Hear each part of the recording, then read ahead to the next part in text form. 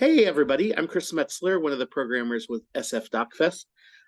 We're celebrating 23 years of bringing some of the most interesting, cool, and irreverent documentaries from around the world to the San Francisco Bay Area.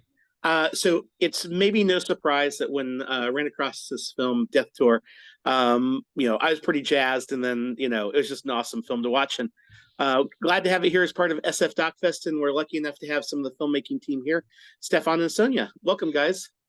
Thanks. Thanks for having Thank us. you. Yeah. So I know that probably many in the audience are wondering, like, so how did you kind of first, hear about this and know that this was kind of a rabbit hole that you wanted to go down, that there was this kind of documentary to be made? So wrestling was something I knew nothing about. I was not necessarily a wrestling fan growing up. I mean, I was familiar with wrestling and was definitely, suplexing my neighbors on their trampolines, but I really knew nothing about wrestling. And I kind of happened to come across this tour while on another project in one of these remote communities in northern Manitoba. And I mean, these, as you've seen or you will see in the film, these are communities that are fairly far out there. I was sleeping in the back of a truck. There was one grocery store, and somehow, for some reason, this like traveling circus had rolled into town. So all these kids had like swarmed the local gym, and so we found out wrestling was coming to town. So sure enough, bought a ticket and watched my very first wrestling show. And I just had so many questions. Who are these people? Why are they doing this? For the wrestlers, and then also the community. Like, oh my goodness, like I didn't know, 300 children lived in this community, and here they all were, and they knew all the wrestlers, and they just were so engaged, and clearly there was something going on between the dynamic between the wrestlers and the kids was just so incredible that I kind of, the next morning I spoke to the wrestlers as they were packing up their rings and just like, who are you guys, like what is this? And I found out that no, this is a 2-week road trip. We're doing it again tonight and tomorrow and the day and that after, town after town. And when I went home, a couple weeks later and did a bit of research, I found out that I had like unwittingly stumbled upon this very legendary tour in the business, as Sonia likes to say. And so there you go. That's what started the journey for me. Yeah, and I've always been a wrestling fan ever since I was a little kid because wrestling is a huge thing in Indigenous communities, Hmm. specifically WWF, WWE. And I actually met the Death Tour when I was like about 6, when they had a summer tour and they stopped in my home reservation. And I got to meet Edge before he was famous. And I remember being incredibly terrified of him because I'd never seen one that tall a person and that a person with that bright of eyes. And so it was really scary to me. And so, but I remember he and I got on because he was a huge fan of Luna Vachon, who is one of my favorite wrestlers. And so my dad introduced us, and his name's Adam Copeland. Yeah, Adam Copeland Edge. Adam Copeland like was really nice to me, and it just made me feel really cool to see how wrestling could come to me and not be just on the TV. And Steph actually got me interested in doing this documentary just because I was focusing on writing for a long time. And the idea that focus on the Indigenous communities rather than just the tour was something Hmm. that was really alluring to me. So that's why I came on. Yeah. Very cool. And so, what was the process? So, like, once you were kind of hooked, right? How did you kind of engage, um, both the wrestlers, but also the communities of saying, "Hey, we want to make this documentary," and like, were people excited about it? And what was that kind of process of kind of building trust and also just kind of figuring out how to capture it? Well, I think when we first started, one of the reasons like I came on initially was because of the community component and being Indigenous, like and being from up there. It was something that was really needed just because a lot of the media that focuses on the Indigenous communities up there often focus on like the suicides that happen up there, the drug abuse, the alcohol abuse. And I knew that we would have a long road to hoe, like I hope that's the expression, but I knew we were going to have trouble because a lot of people are very hesitant about the media, especially how they portray their community. And so I think the biggest in for us was how many Indigenous people were actually on. In like there was three wrestlers who were Indigenous and me, and we had started that intro way before we started the tour, and it was really helpful because people were super helpful to us. I think mostly they were helpful to us because we were with the wrestlers, but we got Yeah. trapped in one community. Well, we didn't get trapped there. We couldn't go anywhere because our plans had changed, and so we were staying in God's River. And for the 4 or 5 days we were there, the community kept bringing us food, and it was great. And I just like I think they were really touched by how we were trying to get the community involved too and portray the community in a more positive way. Well, that just reminds me of like, and that's what's always great is like not only just the excitement that we see on screen, but also just like the behind the scenes of what goes on into making these films. You know, once you knew you wanted to kind of make the story, was there kind of like like an aesthetic approach that you wanted to take to kind of telling the stories in the sense of like, was it something that was kind of reflective of just like the wrestlers, or the way the community sees the wrestlers, or were you guys wanting to bring your own kind of filmmaking, kind of observational? Like, and what was that process like in figuring out how you wanted to capture it? Especially Like because, I mean, in filming a sport, right, it's not always, easy.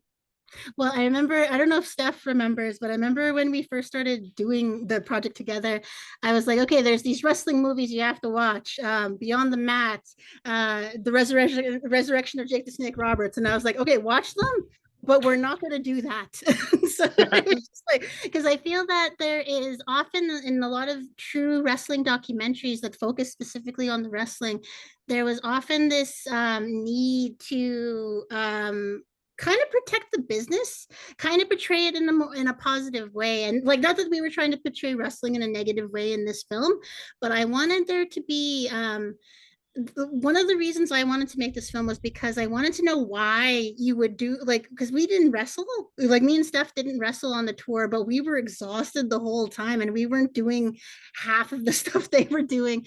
And I'm like, they were making very little money. Some of them were actually losing money to be on the tour. And I'm like, I wanted to basically answer the question of why they wanted to do that. And so I think that was also what Steph wanted to do initially too, because we didn't want to just make a wrestling movie. We wanted to make something that showed like why people who have been hurt are drawn to this thing, because it was so like I know, like I can't explain to people why wrestling is important. I just know what it means to me, and I think that was the goal I went in with this specifically, and it was very fun for me to show a little bit about why wrestling was important to me.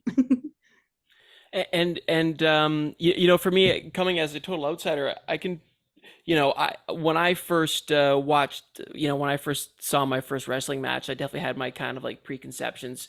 And as I, spent years after seeing the tour and trying to get this off the ground, with our team, speaking to countless wrestlers and spending a lot of time at shows and meeting wrestlers, I really kind of came to see the beauty in wrestling and the athletes doing it and what they've sacrificed.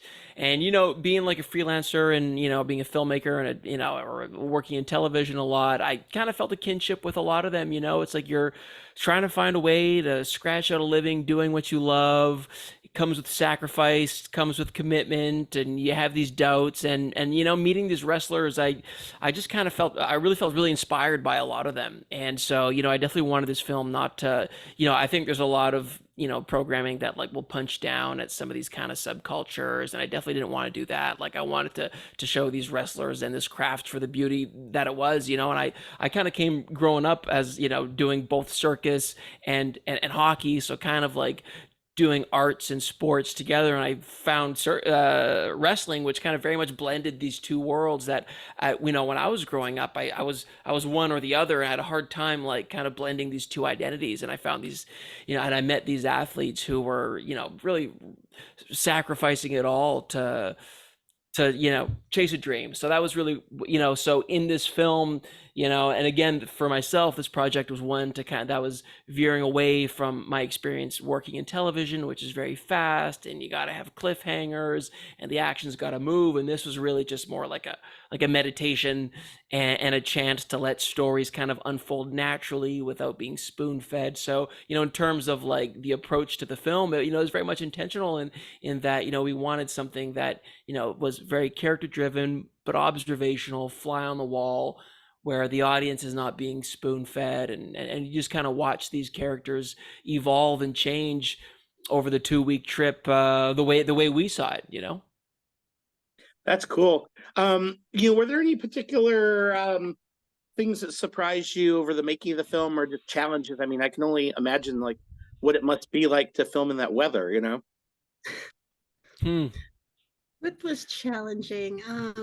I think the biggest challenge was I like calling the death tour me and Steph's personal death tour because this was both of our first films, and I remember it just like because we were both like doubting ourselves, wondering what we were gonna do, and it was very scary initially because I was like, what if the cars go through the ice? What the heck is gonna happen? Like, what if we lose the cameras? What if the footage dies? And I think it was something that was very fun to see our struggle and kind of mirrored in the wrestling, just because it was like they were going through a lot of the same issues we were about, like especially Dez in the film, because Dez didn't feel like he was on par with the other wrestlers that were there just because he didn't have the training. And I think that me and Steph kind of became each other's massive damage to each other just because we were there as support and stuff. And so when things got hard, like was at the time was incredibly addicted to drinking Coke Zero, and Coke Zero is impossible to find up there. So I ran out halfway through the trip, and I was like going through withdrawal and stuff, and that was like the hardest part for me. And so I remember when like I paid $50 for like a 24 pack of Coke Zero when we finally found some. And I'm like, this better be the best Coke Zero in the world. And so I think that was the initial challenge for me, was just like wondering if I could do it. And also just trying to survive it, because even if Steph and I had gotten to the point where we were just like down on ourselves or anything and just being terrified, we couldn't not film because we were so rushed the whole time that we, even if we wanted to stop, we couldn't. And so like I guess it was a very trial by fire thing, and I'm really glad that it was our first film, just because it taught me a lot about like what I liked, and how sometimes when you focus on the story, like because we Steph said he was in TV before, and so I've often focused on story and writing and such, and so we had to meet together as like, what do we want this film to look like? And so I think that was always the question we asked each other. And like, yeah, but the challenges, that was the big one. Yeah, hard to top that. Other than, you know, I'll say it was the sleep and the food. Like, you know, we'd bought like, I don't know, a 100 pack of MREs, or luckily, I think one of the guys on the team had. And at first, like, oh, we'll never eat MREs. We'll cook some food. But by the end, we were, you know, filming 18 hours a day almost, and just boiling water to put into an MRE became way too time consuming at the end. So yeah, it was grueling. It was like 18 days or something, nonstop, all day, every day. Yeah, so that was the pace for us, because, you know, on top of all the, you know, the ring setup and the shows and after and the teardown, well, then we had all the data wrangling to do. I say we, but it was, you know, it was our cinematographer Van who did a lot of that, and then repairing equipment and resetting. So yeah, the pace was definitely a challenge, but it was fun. It was, I'd do it again for sure. Well, very cool. Well, you guys have made a wonderful film. Congrats again with it, and just so excited that you're part of SF Doc Fest. Well, Chris, thank you very much. Thanks for having us.